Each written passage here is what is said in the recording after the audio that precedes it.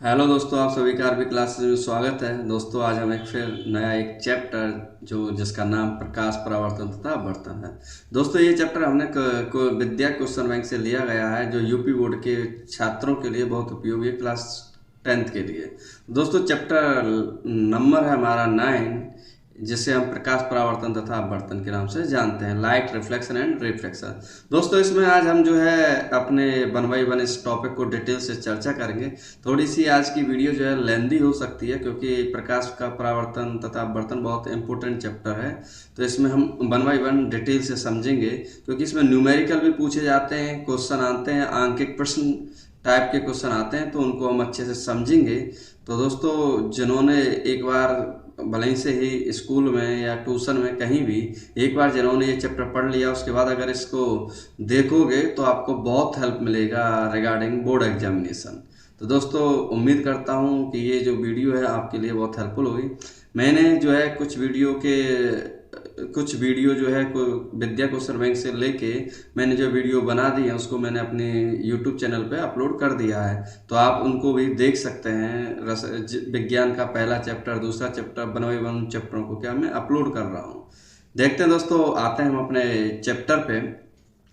तो इसमें आप देखोगे तो चैप्टर नंबर दे रखा है, टाइटल दे रखा है। तो हम इसमें थोड़ा सा आते हैं क्विक रिव्यू कि इसकी जो कहानी है उसमें क्विक रिव्यू कैसे हम पढ़ते हैं। क्विक रिव्यू का मतलब है एक चलते चलते पढ़ जाना। तो क्या है देखोगे आप, पहला है प्रकाश सरल रेखा में गमन करता प्रतीत होता है। सेकंड है दर्पण तथा लेंस वस्तुओं के प्रतिबिंब बनाते हैं। बिंब की स्थिति के अनुसार प्रतिबिंब वास्तविक तथा आभासी हो सकते हैं।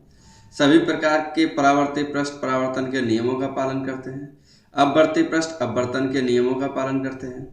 गोलीय दर्पणों तथा लेंसों के लिए नई कार्तीय चिन्ह परिपाटी, जिसे हम साइन कन्वेंशन बोलते हैं, चिन्ह परिपाटी।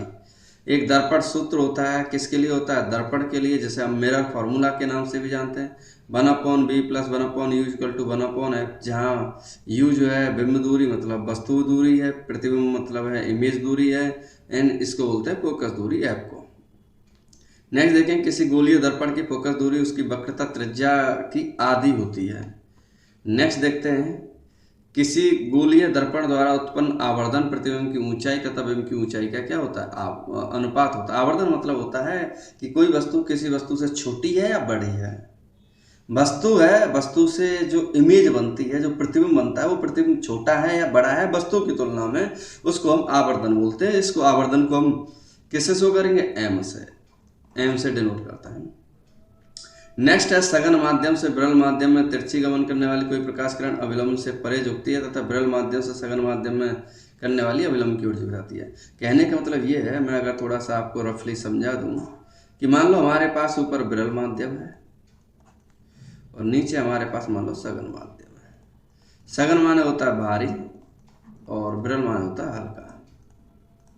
मान लो कोई प्रकाश की किरण आती है, हमने क्या एक अविलंब डालेंगे इसमें, ये क्या हमारी आपतित किरण है। यहाँ से जब हम इस पर डालते हैं तो ध्यान से समझना, जब जैसे एक उदाहरण के तौर पे लें, जब हम रोड पे चल रहे हैं, सामने मान लो हवा है, हवा में हम दौड़ते हैं, हवा में अचानक मान लो आगे पानी आ जाए रोड पे, तो हमारी स्पीड क्या हो जाती है? कम हो जाती है, मतलब नॉर्मल की तरफ झुकेगी। किधर की तरफ? नॉर्मल की तरफ झुक जाएगी। देखो कंपेयर टू सीधी। अगर मान लो यही विरल के बजाय यहाँ ऊपर सघन होता, नीचे विरल होता, तो ये दूर जाती है। दूर का मतलब कुछ ऐसे जाती है, इस तरह से। तो ये दोनों तरह की हमारे प्रकाश किरणें हैं जो जाती हैं, विरल से सघन और सघन से विरल में। तो किस तरह से जाती है वो इसमें दिया गया है। निर्वात में प्रकाश की चाल इतनी होती है, सबसे ज़्यादा होती है, और बाकियों में क्या धीरे धीरे क्या होती है? चाल कम होती जाती है।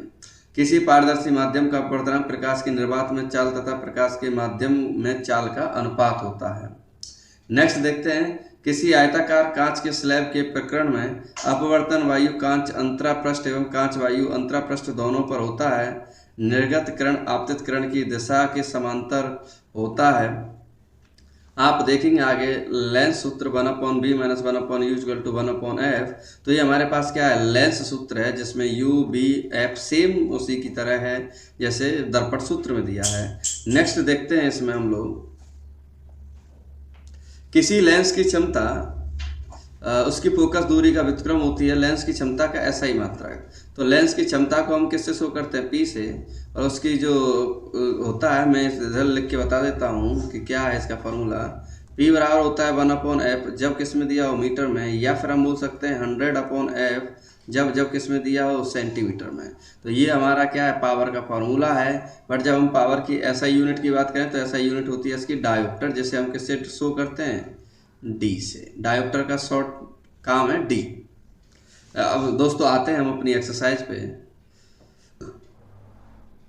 जो होते हैं 1 नंबर के बहुविकल्पीय प्रश्न होते हैं, जिन्हें वस्तुनिष्ठ प्रश्न बोला जाता है, और साथ ही साथ बहुविकल्पीय प्रश्न, जिन्हें हम और बोल सकते हैं ये हमारे क्या है? MCQ बेस्ड क्वेश्चन है। तो देखते हैं दोस्तों, पहला, निम्न में से कौन सा सही नहीं है? प्रकाश विद्युत चुम्बकीय तरंगे हैं, प्रकाश सीधी रेखा में गति करता है, अनुप्रस्थ तरंग है, अनुदैर्ध्य तरंग है।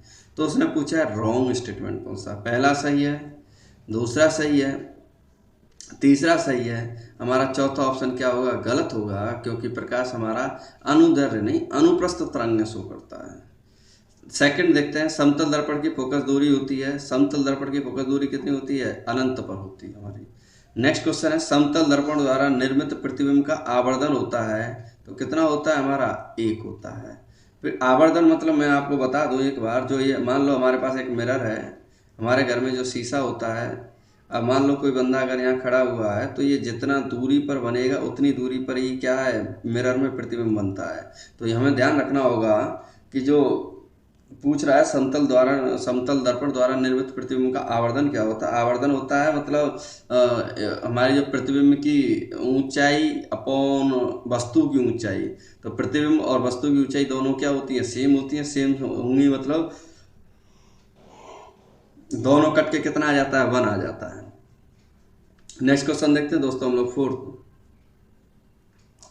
यदि किसी वस्तु को एक दर्पण के सामने निकट रखने पर प्रतिबिंब सीधा बने, किंतु दूर रखने पर उल्टा प्रतिबिंब बने, तो वह दर्पण होगा।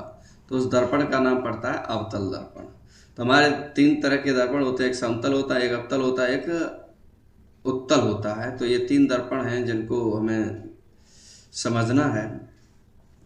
अगला क्वेश्चन देखते हैं, 5वां। अवतल दर्पण के फोकस दूरी पर रखी हुई वस्तु का प्रतिबिंब बनता है, कहाँ बनता है? हमारा अनंत पर बनता है। अवतल दर्पण के फोकस पर रखी वस्तु का प्रतिबिंब कहाँ बनता है? हमारा प्रतिबिंब पर। दर्पण के लिए फोकस दूरी का सूत्र होगा, तो सिंपल है, आसान है। क्वेश्चन नंबर 7 देखेंगे हम लोग। किसी बिंब का अवतल दर्पण द्वारा बना प्रतिबिंब आभासी, सीधा एवं बिंब से बड़ा पाया गया, तो वस्तु की स्थिति कहाँ होनी चाहिए? तो वस्तु की स्थिति होनी चाहिए दर्पण के ध्रुव तथा मुख्य फोकस के बीच। अगर मैं आपको बता दूं, अवतल दर्पण और उत्तल दर्पण में हमारे एक जो है 6 डायग्राम बनते हैं, 6 चित्र बनते हैं, और एक में 2 बनते हैं। तो हमारे ये 6 डायग्राम हैं, जिनमें से एक कोई ना कोई क्वेश्चन हर साल पूछ ही लिया जाता है पेपर में। तो 1 नंबर का क्वेश्चन डेफिनेट है उनसे, चाहे वो उत्तल दर्पण हो, चाहे मतलब दर्पण हो, चाहे वो आपका लेंस हो, एक क्वेश्चन आना तय है उनसे 1 नंबर में, केवल प्रतिबिंब के बेसिस पे। नेक्स्ट क्वेश्चन है हमारे पास 8वां। बोला है किसी 10 सेंटीमीटर फोकस दूरी वाले अवतल दर्पण के सामने हमारे पास 26 सेंटीमीटर की दूरी पर रखे वस्तु रखी है, तो वस्तु का प्रतिबिंब होगा, तो हम बोलेंगे दर्पण के वक्ता केंद्र पर बनेगा। क्वेश्चन नंबर 9 देखते हैं हम लोग। एक अवतल दर्पण की वक्रता त्रिज्या 20 सेंटीमीटर, इसकी फोकस दूरी होगी। स्वाभाविक सी बात है, जो हमारी जो R होता है वो 2 टाइम्स ऑफ F होता है। लेकिन अवतल दर्पण है, तो अवतल दर्पण के लिए फोकस दूरी किस में होती है? नेगेटिव में। तो वक्रता त्रिज्या किस में होगी? नेगेटिव में। तो हमें फोकस दूरी चाहिए, तो रेडियस का क्या कर दें? आधा। रेडियस कितनी दी है? 20। 20 का आधा कितना होता है? 10। तो दोस्तों ऐसे क्वेश्चनों को बड़े ही ध्यान से देखना है कि हमें आधा तो कर देते हैं आसानी से, लेकिन हमें माइनस प्लस में गलती हो जाती है। माइनस प्लस का ही आपको ध्यान रखना है कि माइनस, अवतल दर्पण है तो उसमें माइनस लेते हैं, अगर दूसरा दर्पण है तो किसी में हम प्लस लेते हैं, माइनस लेते हैं। तो एक बार चिन्ह प्रपाटी को जरूर पढ़ें कि इनकी चिन्ह प्रपाटी किस तरह से आती है। क्वेश्चन नंबर 10वां देखेंगे। गोलीय दर्पण की वक्रता त्रिज्या इतनी दी है, इसकी फोकस दूरी हुई। अब देखो इसने साफ साफ बोला गोलीय दर्पण है, इसने कुछ नाम नहीं दिया है, ना ही उत्तल बोला है ना ही अवतल बोला है, तो डायरेक्ट बिना सोचे समझे आप टिक कर दोगे। अगर त्रिज्या दी है तो त्रिज्या का आधा फोकस दूरी होती है, कितनी होती है 15 सेंटीमीटर। आंसर क्या हो जाएगा, बी आंसर हो जाएगा। नेक्स्ट क्वेश्चन है, उत्तल दर्पण की फोकस दूरी जिसकी वक्रता त्रिज्या 32 सेंटीमीटर होगी, तो उत्तल दर्पण की फोकस दूरी के लिए एफ किस में लेते हैं, प्लस में, तो रेडियस कितना आएगी प्लस में। तो हमारे पास पता है एफ बराबर होता है r/2, आर कितना है 32 होता है, तो हमारी रेडियस कितनी आ जाएगी 16। तो हमारे पास आंसर आ जाएगा इसका B4 बॉम्बे। नेक्स्ट देखते हैं दोस्तों, वक्रता त्रिज्या का मात्रक पूछा है इसने, क्या होता है तो उसको देखते हैं।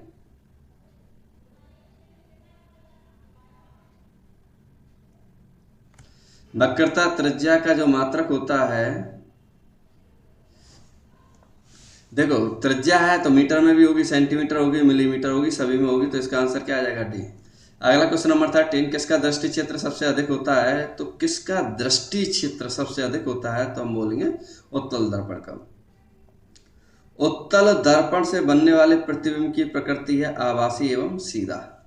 तो इसमें कैसी इमेज बनती है हमारी, आभासी एवं सीधा बनती है।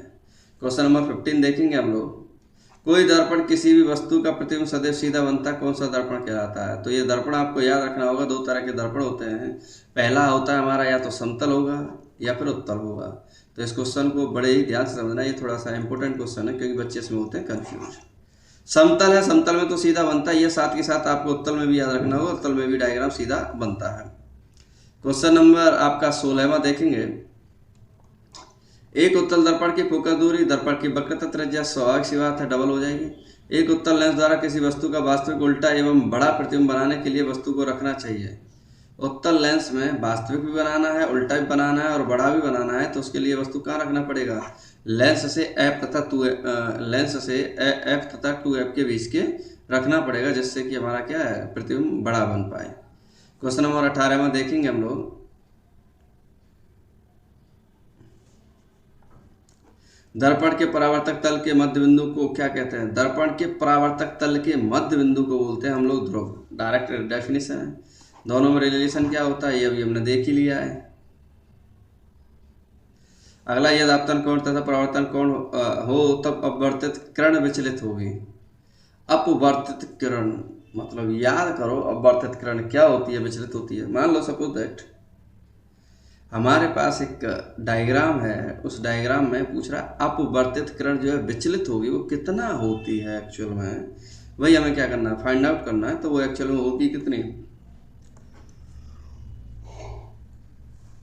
दोनों का क्या कर लेते हैं डिफरेंस निकाल लेते हैं। क्वेश्चन नंबर 21 में, वायु के सापेक्ष माध्यम का अपवर्तनांक अधिकतम होता है, किसमें होता है अपवर्तनांक अधिकतम।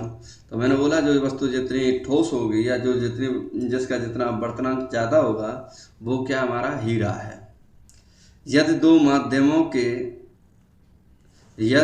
क्वेश्चन नंबर 22 में देखेंगे, यदि दो माध्यमों के सीमा पृष्ठ पर एक प्रकाश किरण लंबवत आपतित होती है तो अपवर्तन कोण कितना होगा 0 डिग्री। मतलब ये कहना चाह रहा है कि मान लो एक हमारे पास दर्पण है, उस दर्पण पर अगर हमारे पास क्या है परपेंडिकुलर, तो परपेंडिकुलर डालोगे तो स्वाभाविक सी बात है जो एंगल होता है वो कितना होता है 0 होता है। नेक्स्ट क्वेश्चन है 23, एक पारदर्शी माध्यम से दूसरे पारदर्शी माध्यम प्रवेश करने पर एक प्रकाश किरण के लिए अपवर्तन कोण का मान आपतन कोण की तुलना में अधिक होता है यदि प्रकाश की किरण, देखो अब सीधी सी बात है कि वो क्या कह रहा, आई अविलंब बनाया, जाना था उसे सीधा लेकिन दूर चली गई, तो सघन से किस में जा रही है विरल में, तो सघन माध्यम से किस में जाती है विरल माध्यम में। क्वेश्चन नंबर 24 देखेंगे, निम्न में से कौन सा पदार्थ लेंस बनाने के लिए प्रयुक्त नहीं किया जा सकता, निम्न में से कौन सा पदार्थ, तो हम क्या बोलेंगे इसमें आंसर आ जाएगा मिट्टी। जल का यूज कर सकते हैं, प्लास्टिक कर सकते हैं, कांच कर सकते हैं। किसी गोलीय दर्पण तथा किसी पतले गोलीय लेंस दोनों की फोकस दूरी -25, तो दर्पण तथा लेंस संभवतः हो सकते हैं, दोनों कौन से हो सकते हैं, अवतल लेंस हो सकते हैं। अगला क्वेश्चन नंबर 26 दिया, किसी शब्दकोश में पाए गए छोटे अक्षरों को पढ़ते समय आप निम्न में से कौन सा लेंस पसंद करेंगे, तो 50 सेंटीमीटर फोकस दूरी का अवतल लेंस, कौन सा यूज करते हैं हम लोग, अवतल लेंस का यूज करेंगे। कि किसी वस्तु तथा उसके प्रतिबिंब की लेंस के प्रकाशक केंद्र से दूरी क्रमशः 10/30 है, वस्तु के प्रतिबिंब तथा वस्तु की लंबाई का अनुपात है। तो इन दोनों को जब हम सॉल्व करेंगे तो हमारा जो आंसर आएगा तो इसको देखेंगे तो कितना आएगा, 1 से कम आएगा। नेक्स्ट क्वेश्चन देखते हैं, किसी बिंब का वास्तविक तथा समान साइज का प्रतिबिंब प्राप्त करने के लिए बिंब को उत्तल लेंस के सामने कहाँ रखा जाए? फोकस दूरी की दोगुनी दूरी पर रखा जाए, मतलब C पर रखा जाए, केंद्र पर रखा जाए। यदि उत्तल लेंस के सामने वस्तु 2f पर रखी जाए तो तब उसका प्रतिबिंब बनेगा सेम 2f पर। दोस्तों आप देख सकते हैं पहला, दूसरा, तीसरा, तो ये जो हमने प्रतिबिंब डायग्राम बनाते हैं, प्रतिबिंब डायग्राम जो होते हैं उसमें तीसरा जो डायग्राम बनता है वो इसी पर बेस्ड है। निर्वात में प्रकाश की चाल डायरेक्ट क्वेश्चन है ये, कितना C आंसर होगा 3 × 10⁸ मीटर पर सेकेंड। अगला क्वेश्चन देखें, पूर्ण आंतरिक परावर्तन के लिए आवश्यक शर्त है। पूर्ण आंतरिक परावर्तन होता क्या है कि प्रकाश किरण सघन माध्यम से विरल माध्यम में चली जाए, सघन माध्यम से विरल माध्यम में जाए। ओके। क्वेश्चन नंबर 32, किसी दर्पण के सामने किसी वस्तु को रखने पर उसका प्रतिबिंब वास्तविक उल्टा एवं आकार में कुछ छोटा बनेगा। यह दर्पण कौन सा है? अवतल दर्पण होगा। नेक्स्ट क्वेश्चन है 33, अनंत व अवतल दर्पण के ध्रुव के बीच रखी वस्तु का प्रतिबिंब कहाँ और किस प्रकृति का होगा? तो इसका आंसर है दर्पण के पीछे P एवं F के बीच आभासी एवं सीधा, क्योंकि कौन सा लेंस है इसमें? उत्तल दर्पण है। 20 सेंटीमीटर फोकस दूरी वाले उत्तल दर्पण के सामने 20 सेंटीमीटर की दूरी पर रखी स्थिर वस्तु का प्रतिबिंब बनेगा। तो देखो दोस्तों सीधी सी बात है, इसमें क्या यूज किया गया है? दर्पण। तो इसमें फॉर्मूला कौन सा लगता है? 1/f = 1/v + k 1/u। अब आपको 1/1 ये समझना होगा कि फोकस दूरी दी है f, u दिया है आपके पास 20, तो आप इसको सॉल्व कर सकते हैं कि 1/20 = 1/v प्लस माइनस के 1/20, तो ये माइनस इधर चला जाएगा। तो देखो 1/20 प्लस 1/20 कितना आ जाएगा? 1/10। तो कितना आ जाएगा? 10 सेंटीमीटर दूरी पर दर्पण के पीछे आ जाएगा। लेकिन याद रखना होगा प्लस में आया है तो दर्पण के पीछे। नेक्स्ट क्वेश्चन देखेंगे, निर्वात में प्रकाश की चाल इतनी है तो प्रकाश, अगर हम बोल रहे हैं कि हमारे पास जो अपवर्तनांक है वो कितना दिया है? 1.5।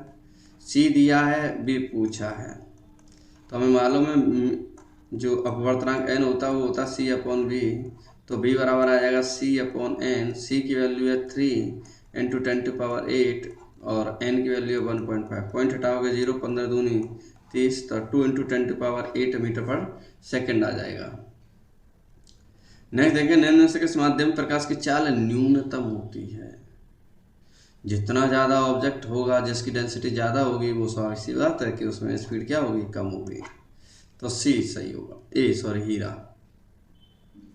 किसी वस्तु का आभासी सीधा और बड़ा वास्तविक प्रतिबिंब प्राप्त होता है करने के लिए वस्तु को उत्तल लेंस के सामने, और लेंस है ना कि दर्पण है, तो लेंस के प्रकाशक केंद्र और पटल मुख्य फोकस के बीच में रखेंगे तो हमें ये चीज़ प्राप्त होगी।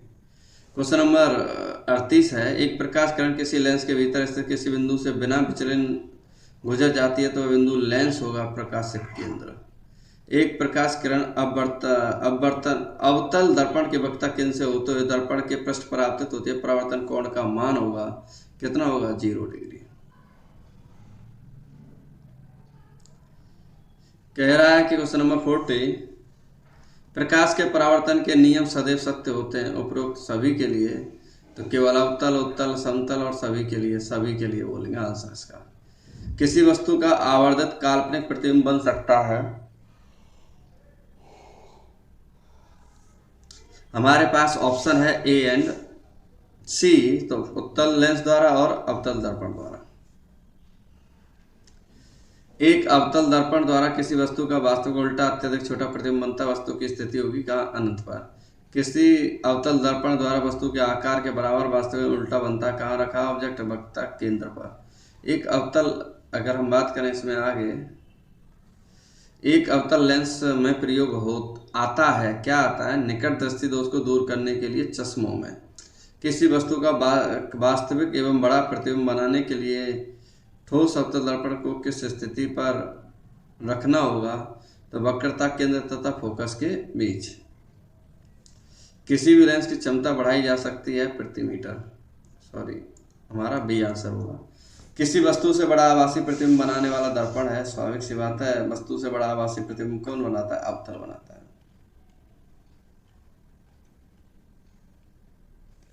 निम्नलिखित में से कौन सा किरण आरेख सही है? जब कोई मान लो हमारे पास मुख्य अक्ष के अगर कोई रे पैरेलल जाती है तो वो कहाँ से होके जाएगी? हमारे पास वो फोकस होके जाती है।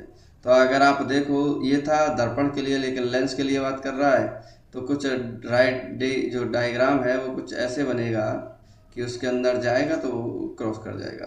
तो एग्जैक्टली हमारा जो डायग्राम है वो ए गलत है, बी भी गलत है, क्योंकि ये जो लेंस है ये लेंस क्या है, रेखा को क्या कहता है, फैलाता है, लेकिन ये क्या है, नॉर्मल की तरफ झुका रहा है। तो सी आंसर सही होगा, बाकी सब क्या होंगे, रॉन्ग होंगे। एक लेंस की क्षमता इतनी दे रखी है तो लेंस की फोकस दूरी क्या होगी? तो आपको ध्यान रखना होगा, आपको सेंटीमीटर में आंसर दिया तो सेंटीमीटर में ही निकालेंगे इसे। P बराबर 100/f, तो F बराबर आ जाएगा 100/P। तो 100/P की वैल्यू कितनी, 2.5, पॉइंट हटाओगे 0, 25 चौका 100, तो कितना आ जाएगा 40। तो 40 सेंटीमीटर। पहले बात तो C खत्म, D खत्म, 40 सेंटीमीटर और नेगेटिव में है तो उत्तल तो होगा नहीं, तो क्या बचेगा आंसर, अवतल। प्रकाश की चाल माध्यम 1 व माध्यम 2 में क्रमशः V1 V2 है, तो अपवर्तनांक माध्यम 1 का अपवर्तनांक माध्यम 2 के सापेक्ष, माध्यम 1 का अपवर्तनांक 2 के सापेक्ष क्या हो गया, μ1/μ2। तो हम लिख सकते हैं V2/V1। तो ऑप्शन क्या हो जाएगा हमारा, बी सही हो जाएगा। 1 मीटर फोकस दूरी के लिए उत्तल लेंस की क्षमता होगी 1 मीटर के लिए +1d होगी, क्या होगा 41 का सी। 50 सेंटीमीटर फोकस दूरी वाले के लिए उत्तल लेंस की क्षमता होगी P बराबर 100/f, P बराबर 100/f और 100/f की मतलब 50, 50 दूनी 100, तो 2 डायोप्टर आ जाएगा। अगला क्वेश्चन है 53। एक उत्तल लेंस की क्षमता पाई डायोप्टर है, इसकी फोकस दूरी सेंटीमीटर में चाहिए, तो 100/f आ जाएगा। तो उत्तल लेंस की क्षमता की बात कर रहा है तो P आ जाएगा, 100/5 कितना आ जाएगा, 2, तो 20 आएगा आंसर। तो 20, ए खत्म, बी खत्म, 20 आएगा। उत्तल लेंस के लिए क्या लेते हैं, पॉजिटिव लेते हैं। -10d के लिए क्या लेंगे, -10d क्षमता लिए फोकस दूरी होगी, हमें पता है सेंटीमीटर में आंसर है, तो F बराबर हो जाएगा 100/P। तो 100/-10 काटोगे तो -10 सेंटीमीटर आ जाएगा। एक अवतल लेंस की फोकस दूरी 5 मीटर है, तो इसकी क्षमता क्या होगी, हमारी क्षमता होगी 0.2d माइनस की।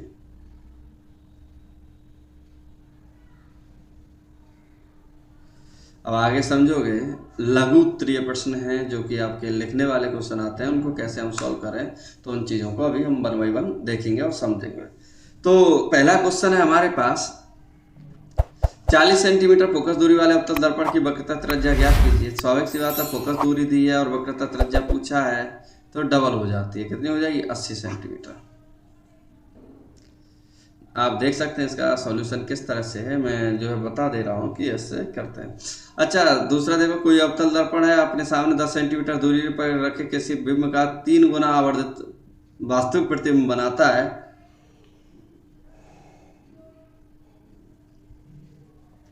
हम जानते हैं हमारे पास फॉर्मूला था m बराबर -b/u। m की वैल्यू देखी है 3 गुना, लेकिन अवतल दर्पण दिया इसलिए माइनस में वैल्यू होती है, तो -b -u -3, तो b की वैल्यू आ जाएगी एक्चुअल में -30 सेंटीमीटर। तो प्रतिबिंब अवतल दर्पण के सामने ध्रुव से कितना दूर होना चाहिए, 30 सेंटीमीटर की दूरी पर बनना चाहिए।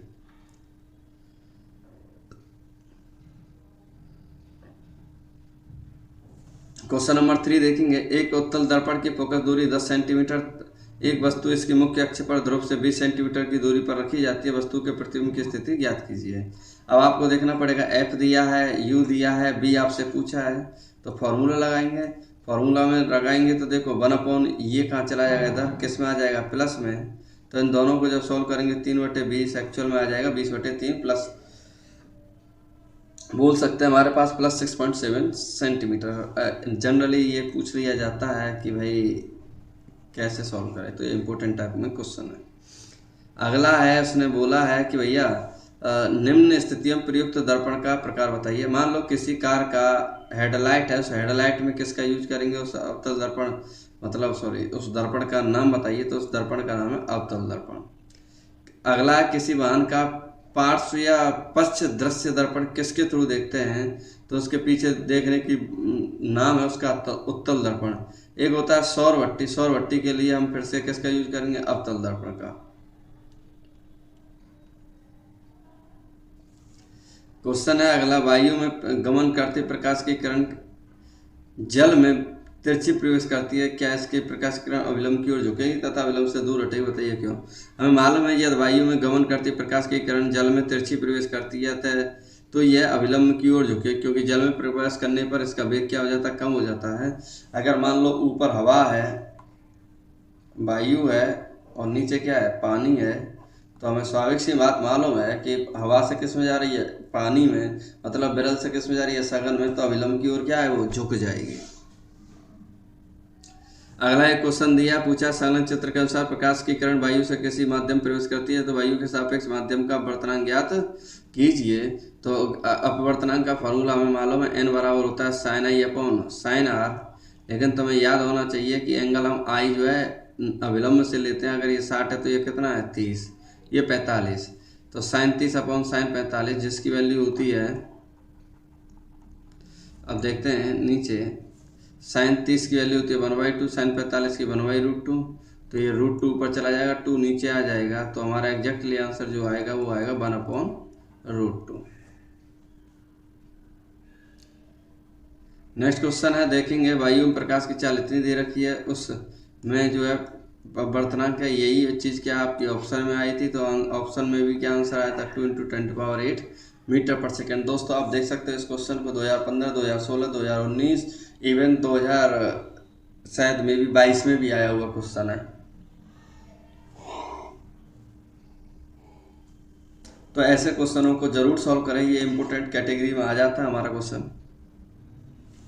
कह रहा है कि जल में प्रकाश की चाल इतनी, या जल का अपवर्तनांक कितना हो तो निर्वात में प्रकाश की चाल बताइए। तो सिंपल फॉर्मूला है, अपवर्तनांक का होता है निर्वात में प्रकाश की चाल अपन जल में, तो फॉर्मूला निर्वात में चाहिए 4/3 इंटू जल, तो हमारे आ जाएगा 3 × 10⁸ मीटर पर सेकेंड। नेक्स्ट क्वेश्चन नंबर 9,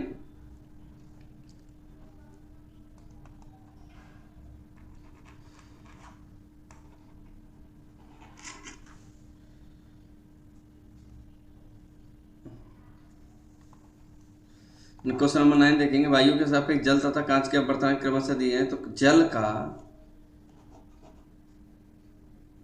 का कांच के सापेक्ष, तो mu W upon mu G, तो म्यू डब्ल्यू सॉरी एन, देखो अपवर्तनांक को हम कभी कभार एन से शो करते हैं और कभी कभार म्यू, ऐसे बोलते हैं म्यू, तो हम म्यू से भी शो कर सकते हैं।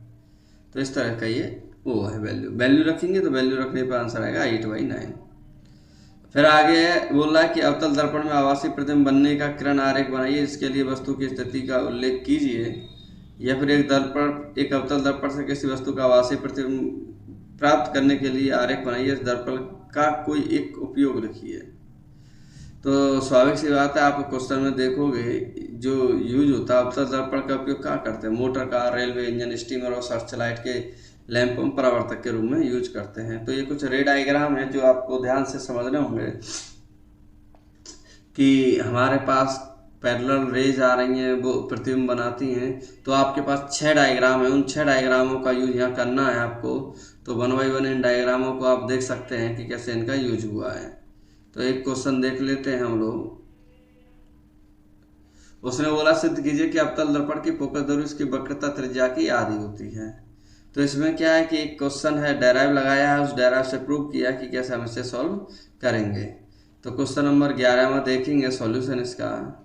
तो इसमें हमारे पास क्या है कि इसने प्रूव कर दिया है कि भैया जो ये ट्राइंगल है आपके एक तरह से सिमिलर होंगे।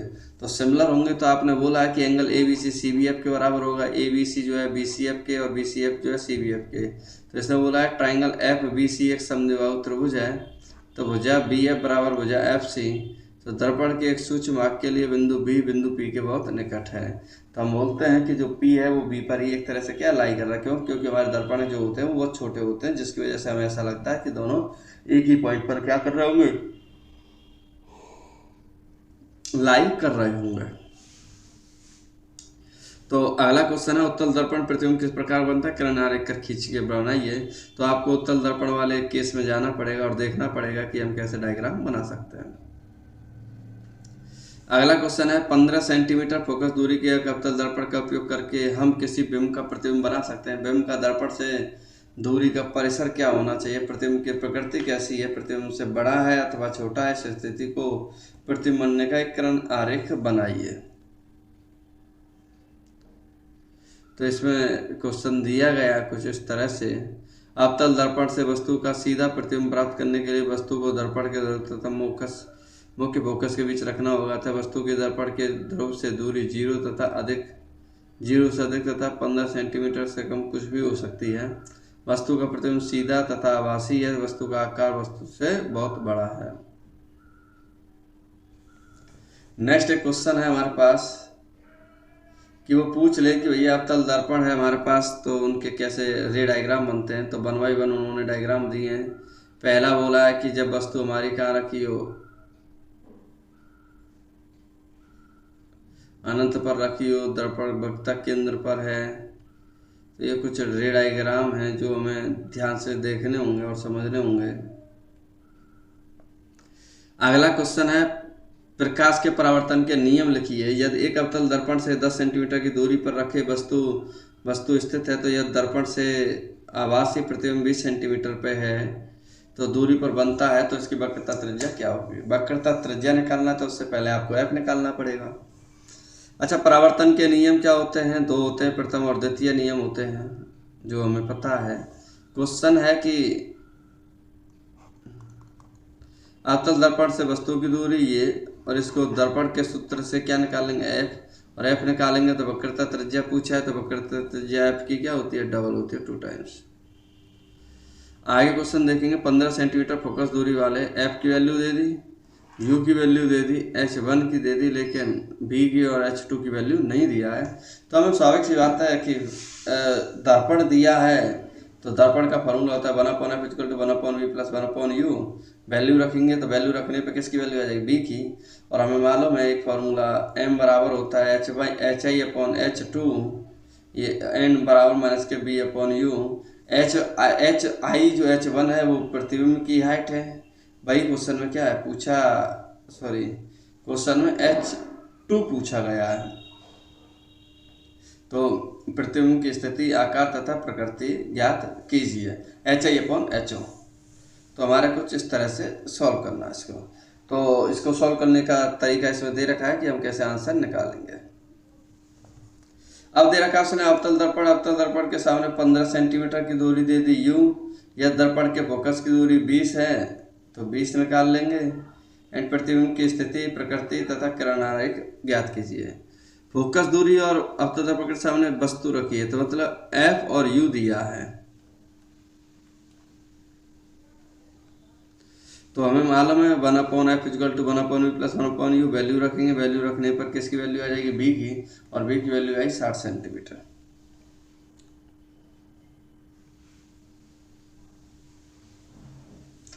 सात सेंटीमीटर साइज का कोई बिंब 18 सेंटीमीटर फोकस दूरी के किसी अवतल दर्पण के सामने 27 सेंटीमीटर पर दूरी पर रखा गया है। दर्पण से कितनी दूरी पर किसी पर्दे को रखें कि उस वस्तु का प्रतिबिंब स्पष्टता फोकस से प्रतिबिंब प्राप्त किया जा सके। प्रतिबिंब का साइज तथा प्रकृति ज्ञात कीजिए। दोस्तों देखोगे आप इसमें ध्यान से, तो इसमें अवतल दर्पण की बातें की कर रहा है।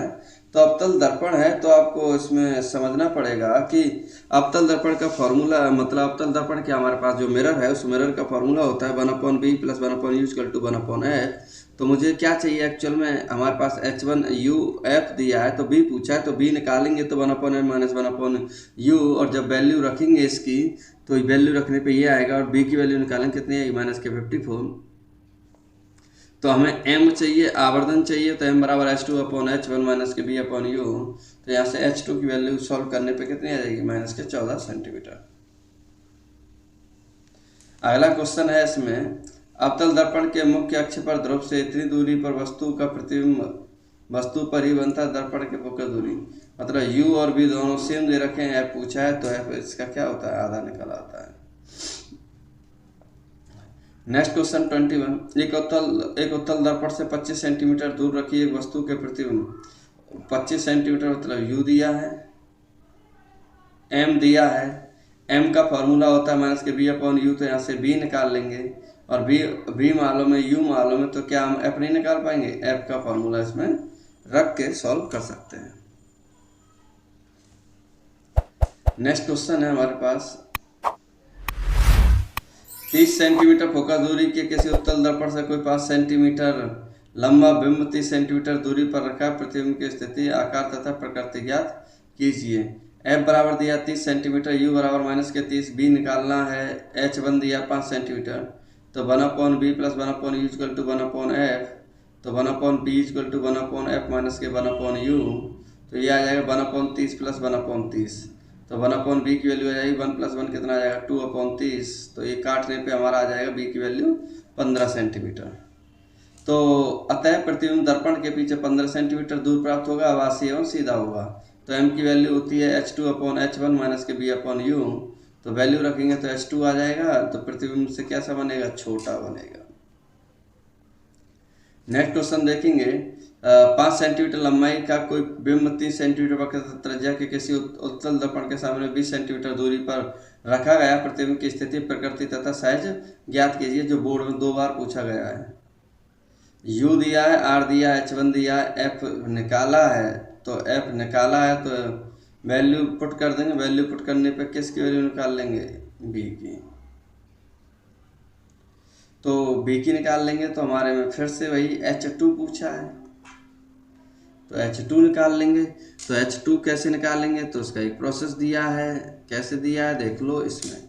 अभी ऐसे ही क्वेश्चन पूछे जा रहे हैं। क्वेश्चन नंबर 24 देखेंगे दोस्तों, एक सेकंड।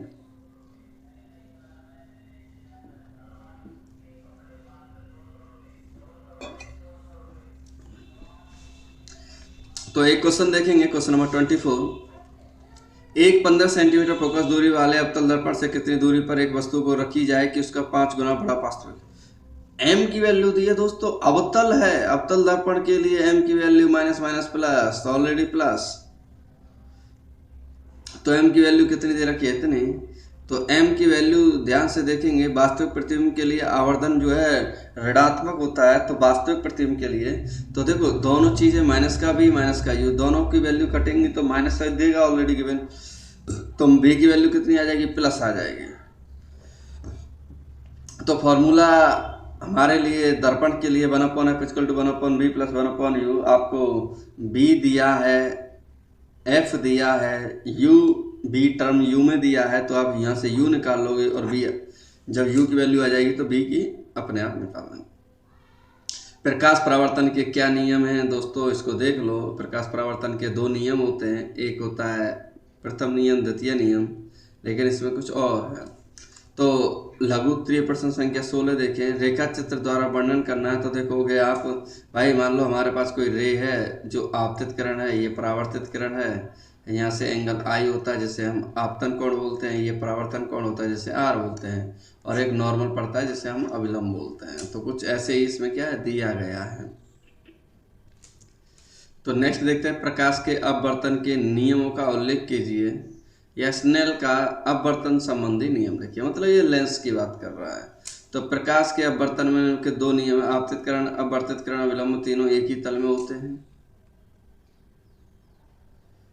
अगला क्वेश्चन है, सॉरी इसी का आंसर है दूसरा, किन्हीं 2 माध्यमों के लिए एक ही रंग के प्रकाश के लिए आपतन कोण की ज्या और अपवर्तन कोण की ज्या का अनुपात एक नियतांक होता है। यदि आपतन कोण आई तथा अपवर्तन कोण क्या हो, आर हो, तो sine I upon sine R equal to क्या आ जाएगा? नियतांक आ जाएगा। तो इस नियम को स्नेल का नियम भी कहते हैं। वायु के सापेक्ष किसी द्रव का क्रांतिक कोण 45 डिग्री है, उस द्रव का अपवर्तनांक ज्ञात कीजिए। तो किसी वायु मतलब क्रांतिक कोण क्या दिया? 45, तो 45 होता है, तो अपवर्तनांक की वैल्यू होती है 1 sin c, और c की वैल्यू कितनी है? 45, तो इसलिए आंसर कितना आ जाएगा? √2, जिसकी वैल्यू कितनी होती है? 1.414। नेक्स्ट देखते हैं दोस्तों, लेंस के प्रथम फोकस तथा द्वितीय फोकस की परिभाषा।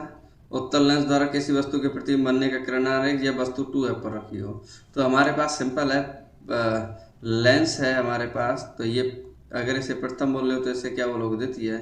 तो इसके लिए फोकस का होगा f1 और इधर क्या हो जाएगा 2f1। और जब हम इधर की बात करें तो इधर होगा f2 और इधर हो जाएगा 2f2। तो हमें याद रखना है ये प्रथम फोकस है, ये द्वितीय फोकस है। तो लेंस के मुख्य अक्ष पर स्थित वह बिंदु जिससे चलकर आने वाली किरण या जिसकी ओर चलकर आने वाली किरणें अपवर्तन के बाद मुख्य अक्ष के समांतर हो जाती है, प्रथम कहलाता है। द्वितीय फोकस की भी परिभाषा यही है, डायग्राम दे ही रखा है। किसी उत्तल लेंस का आधा भाग काले कागज से ढक दिया गया है, क्या यह लेंस किसी बिंब का पूरा प्रतिबिंब बना पाएगा? उत्तर दीजिए। हाँ, यह लेंस वस्तु का पूर्ण प्रतिबिंब बना सकेगा। प्रायोगिक सर्वप्रथम प्रकाश से बेंच पर एक स्टैंड में उत्तल लेंस लगाते हैं। लेंस की फोकस दूरी से कुछ दूरी पर क्या रखते हैं, देखो आप देख सकते हो इधर का डायग्राम। तो हमने क्या किया, एक लेंस लिया, इस लेंस को आधा हमने क्या कर दिया, ढक दिया, आधा भी ओपन है, तो उसको हम डायग्राम से भी हमारी क्या इमेज बन रही है। प्रेक्षण है, व्याख्या है, ये चीज़ें दी गई हैं। अगला क्वेश्चन है, उत्तल लेंस से वस्तु का आभासी प्रतिबिंब बनता किरण आरेख से समझाइए। तो ये कहना चाह रहा है कि जब वस्तु हमारी कहाँ रखी गई हो तो जिसकी वजह से क्या हमारा चीज़ हमारी पीछे बन जाए। तो आप देखोगे वस्तु के सामने उसके प्रकाश केंद्र और फोकस के बीच में है, तो बिंदु O' से मुख्य अक्ष के समांतर किरण O' लेंस से निकलकर AF दिशा में जाती है तथा दूसरी किरण O' सीधी रेखा निकल जाती है। ये दोनों किरणें पीछे बढ़ाने पर I' पर मिलती हैं। तो यही रीजन है कि हमारे पास जो डायग्राम है वो डायग्राम कुछ इस तरह से बनता है। ये डायग्राम उन्हीं में से दोस्तों 6 डायग्राम, 6 में से कोई ना कोई हर साल पूछा ही जाता है, डेफिनेट पूछेगा आपसे।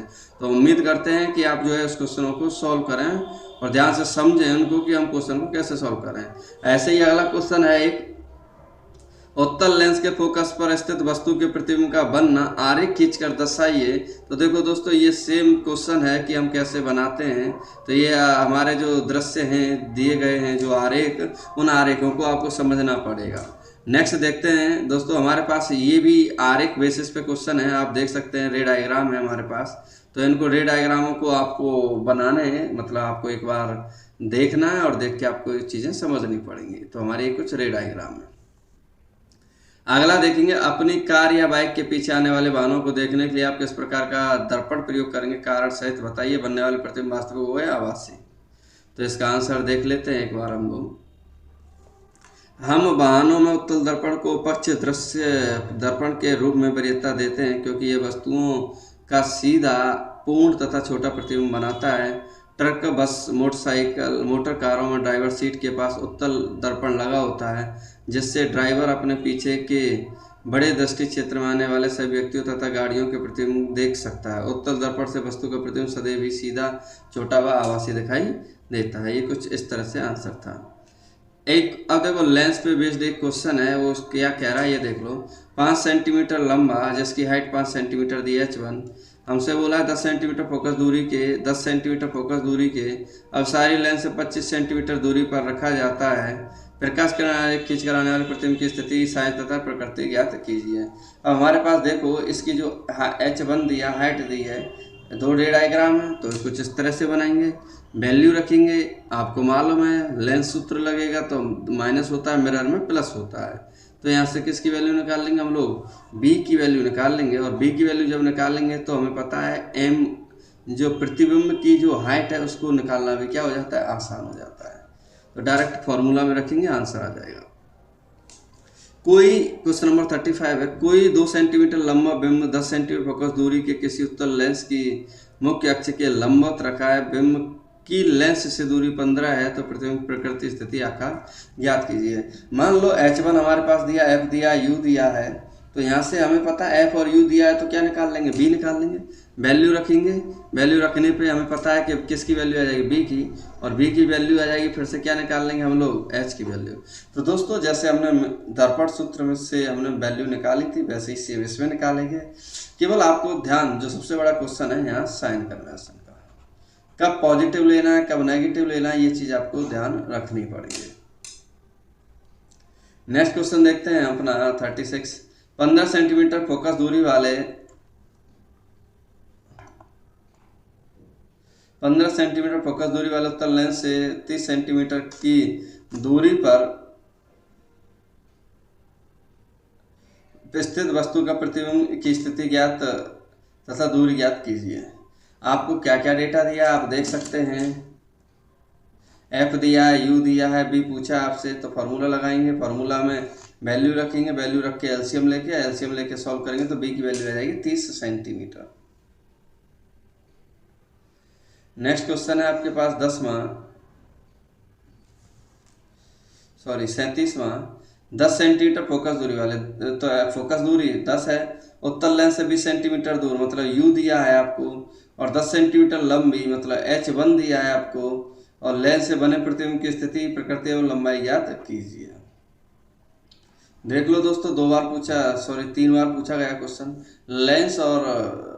लेंस में उत्तल और जो अवतल दर्पण है उससे भी क्वेश्चन डायरेक्टली पूछ लिए जाते हैं, तो क्वेश्चनों पे ज़्यादा मेहनत करनी है आपको, जिससे कि आपके पेपर में ये क्या हेल्पफुल कर पाए।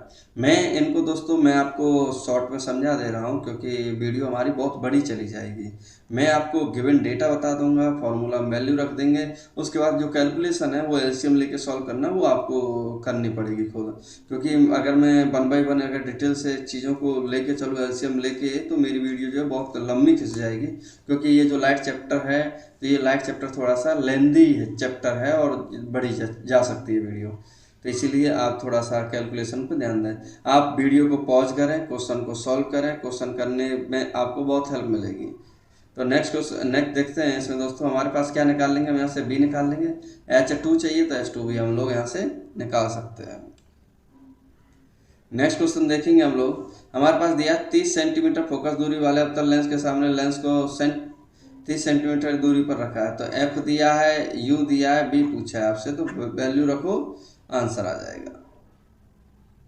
एक क्वेश्चन है 15 सेंटीमीटर फोकस दूरी का कोई अवतल लेंस की बिंदु से 10 सेंटीमीटर दूरी पर बनाता है, तो बी दिया है, यू नहीं दिया इस बार।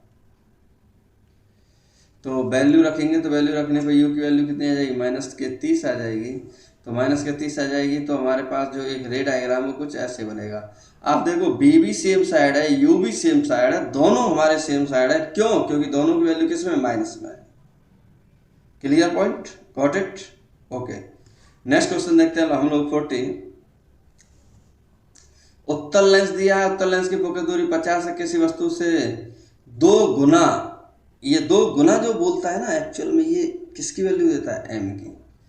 प्राप्त करने के लिए उसे लेंस की कितनी दूरी पर फोकस दूरी दी है, वास्तविक प्रतिबिंब ऋणात्मक है, तो एम की वैल्यू क्या आ जाएगी, -2। बी बराबर -2u, फॉर्मूला में रख देंगे, फॉर्मूला में वस्तु की स्थिति आ जाएगी -75 सेंटीमीटर।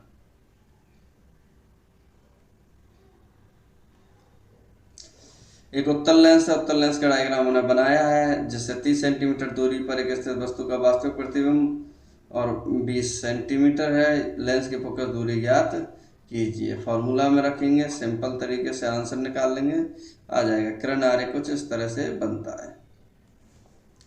मान लो अगला क्वेश्चन 42 है। 5 सेंटीमीटर ऊंचाई की एक वस्तु 25 सेंटीमीटर फोकस दूरी वाले अवतल लेंस से 50 सेंटीमीटर की दूरी पर रखी है, बनने वाले प्रतिबिंब की ऊंचाई तथा स्थिति ज्ञात कीजिए।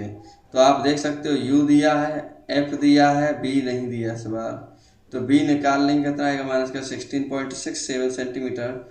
आगे दिया है कि अगर ये 6.67 है, लेकिन उसने क्वेश्चन ने बोला है कि भैया आप जो है 5 सेंटीमीटर ऊंचाई दे रखी है वस्तु की, तो आप H2 और बता दो, इमेज हाइट बता दो। इमेज हाइट बनेगी 1.67, मतलब आपको बी की वैल्यू दी है, यू की दी है, H1 दिया, H2 दिया है, तो यहां से हम क्या निकाल लेंगे, H2। तो नेक्स्ट क्वेश्चन देखते हैं।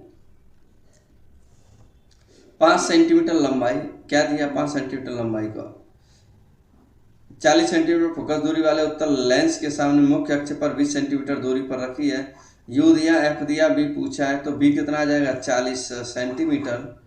और 40 सेंटीमीटर आने का मतलब ये है कि आपसे क्या पूछ रहा है अभी और सोल्व करने की कह रहा है।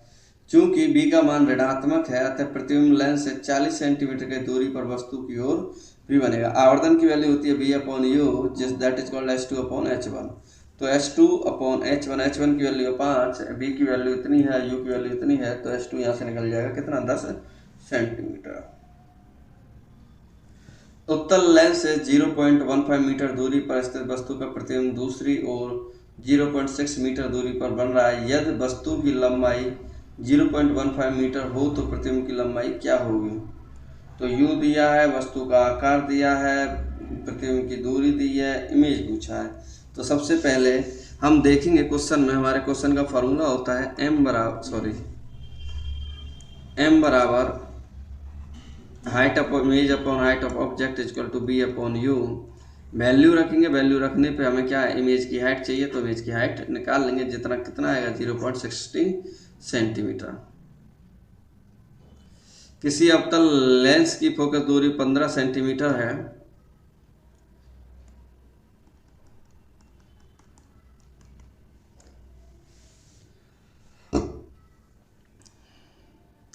आगे, किसी अवतल लेंस की फोकस दूरी 15 सेंटीमीटर, वस्तु को लेंस से कितनी दूरी पर रखें कि